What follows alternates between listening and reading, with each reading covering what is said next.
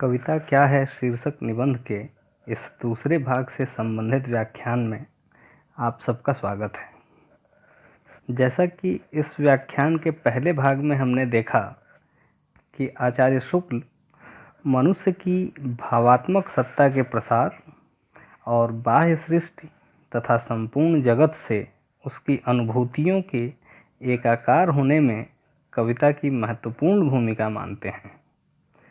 मूल भाव व्यापारों की सर्वव्याप्ति एवं सब में उसकी समानता का पता हमें काव्य के माध्यम से मिलता है। इसीलिए कविवाणी के आनंद को आचार्य शुक्ल व्यक्ति के स्थान पर संसार का स्वार्थ मुक्त आनंद कहते हैं और इस आनंद को ग्रहण करने की कुछ शर्तें भी बताते हैं।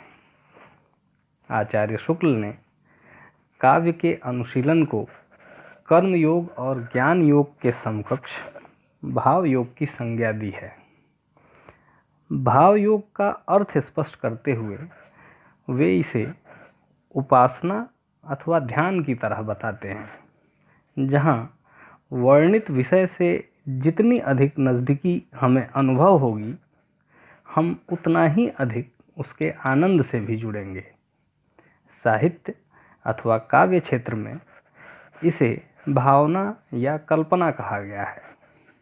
शुक्ल जी इसे और अधिक स्पष्ट करते हुए कहते हैं कि किसी कविता के सरस या मार्मिक होने की शर्त ही यही है कि श्रोता या पाठक उस विषय से किस गहराई तक अपने को जुड़ा हुआ पाता है।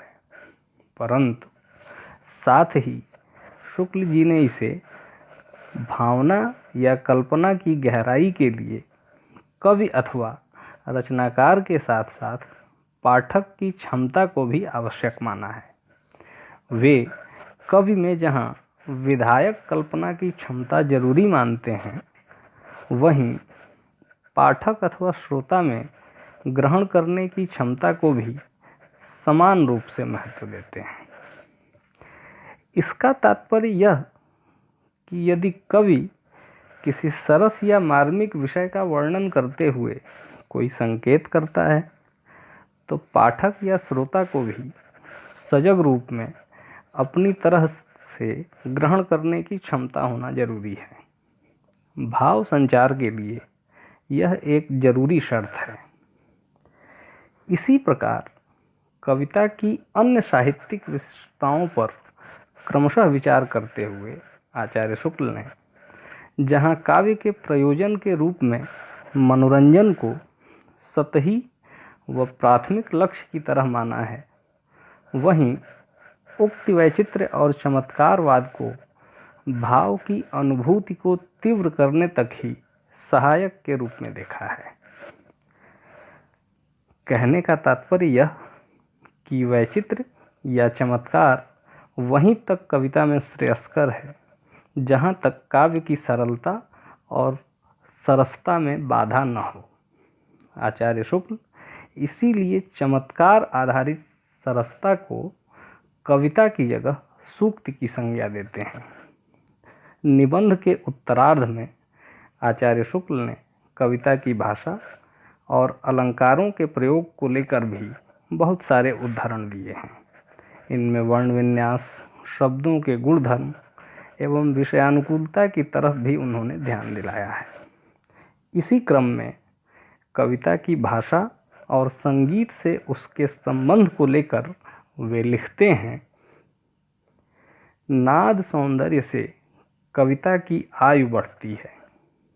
नाद सौंदर्य से उनका आशय यहाँ कविता में लय, ताल एवं ध्वन्यात्मक विशेषताओं से है।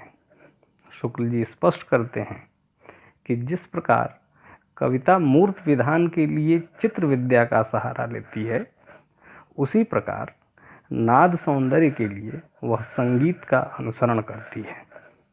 यही कारण है कि कई बार हम काव्य पंक्तियों के अर्थ या मर्म तक न पहुंच पाने पर भी उसकी सांगीतिक विशेषताओं के कारण भी उसे याद रखते हैं। विशेषतः आज के समय में संस्कृत के श्लोक इसका सुंदर उदाहरण हो सकते हैं।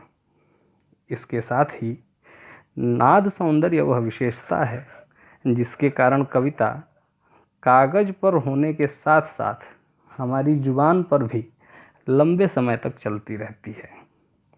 झांसी की रानी कविता अथवा दिनकर जी एवं भवानी प्रसाद मिश्र की रचनाएं इसका प्रामाणिक उदाहरण है।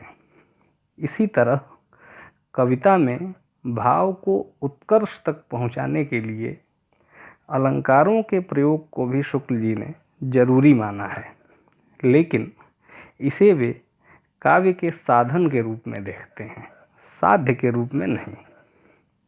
इस प्रकार हम देखते हैं कि आचार्य रामचंद्र शुक्ल ने इस निबंध में अत्यंत विस्तार से मनुष्य के भाव जगत, सृष्टि से उसके तादात्म्य और कविता की भूमिका को लेकर गंभीरता पूर्वक अपने विचार व्यक्त किए हैं।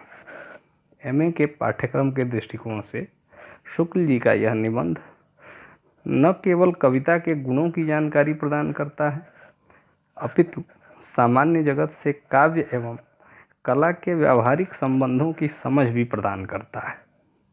उपरोक्त निबंध में आचार्य शुक्ल द्वारा प्रयुक्त कुछ महत्वपूर्ण तथ्यों को हमें परीक्षा की दृष्टि से व्याख्या हेतु महत्वपूर्ण मानना चाहिए।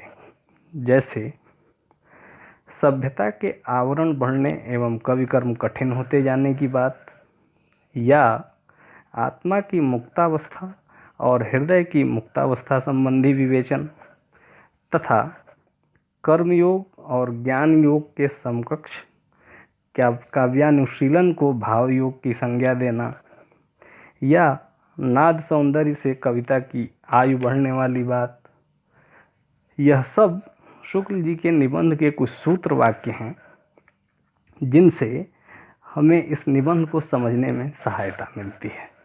निबंध में प्रयुक्त अलंकार संबंधी कुछ उद्धरणों, भाषा एवं वर्ण विन्यास संबंधी उक्तियों आदि का भी हमें परीक्षा के लिहाज से ध्यान रखना चाहिए, जो निबंध पाठ के दौरान आती हैं। गद्यांशों के उत्तर देते समय विद्यार्थियों को बिंदुवार एवं क्रमबद्ध उत्तर देने का प्रयत्न करना चाहिए, जिससे विषय के प्रति हमारी स्पष्ट समझ का भी पता चलता हो।